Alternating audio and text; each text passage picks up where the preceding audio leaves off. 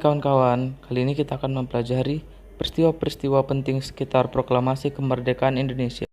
Kekalahan Jepang kepada sekutu di Perang Dunia Kedua ditandai dengan dijatuhkannya bom atom di Hiroshima pada 6 Agustus 1945 dan di Nagasaki pada 9 Agustus 1945. BPUPKI atau Dokuritsu Junbi Kosakai didirikan sebagai persiapan kemerdekaan Indonesia dengan dipimpin oleh Rajiman Widodiningrat. Setelah itu, BPUPKI berganti nama menjadi PPKI atau Dokuritsu Junbi Inkai dan dipimpin oleh Soekarno dan Hatta.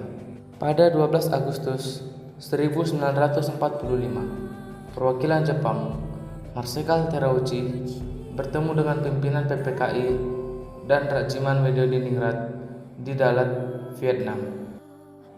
Marsikal Terauchi memberitahukan bahwa Jepang akan memberikan Indonesia kemerdekaan.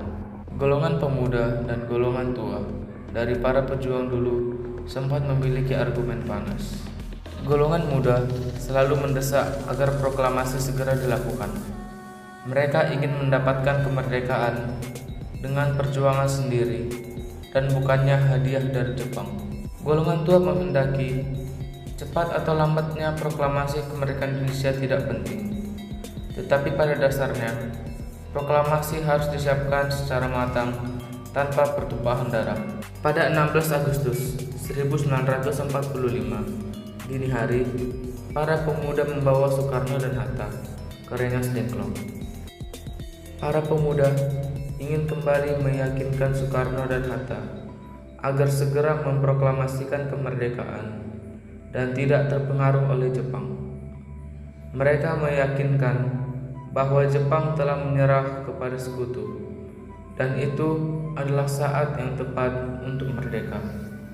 Ahmad Subarjo pun datang ke Rengas Dengklok untuk menjemput Soekarno dan Hatta serta memberi keyakinan kepada para pemuda bahwa proklamasi akan dilakukan, tapi tidak boleh tergesa-gesa.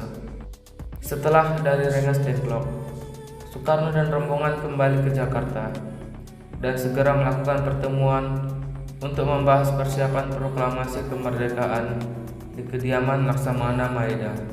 Soekarno, Hatta, Soekarni, Ahmad Subarjo, Mbah Diro, dan BM Dia melakukan rapat untuk menentukan isi teks proklamasi. Kemudian ditandatangani oleh Soekarno dan Hatta yang menjadi wakil bangsa Indonesia sebab mereka memiliki pengaruh yang besar bagi rakyat Indonesia. Setelah itu, Soekarno memerintahkan Sayuti Melik untuk mengetik teks proklamasi. Pembacaan teks proklamasi dilakukan pada hari Jumat 17 Agustus 1945 di kediaman Soekarno di Jalan Pegangsaan Timur nomor 56 Jakarta atau Jalan Proklamasi pada pukul 10 pagi. Para tokoh perjuangan serta rakyat Indonesia berkumpul untuk menyaksikan teks proklamasi dibacakan dan melihat pengibaran bendera merah putih. Setelah Soekarno yang didampingi Hatta membacakan teks proklamasi, bendera sangsaka merah putih yang dijahit oleh Ibu Fatmawati juga dikibarkan oleh Suhut dan Latif Hendra Diningrat. Saat pengibaran bendera, para hadirin yang datang menyanyikan Indonesia Raya.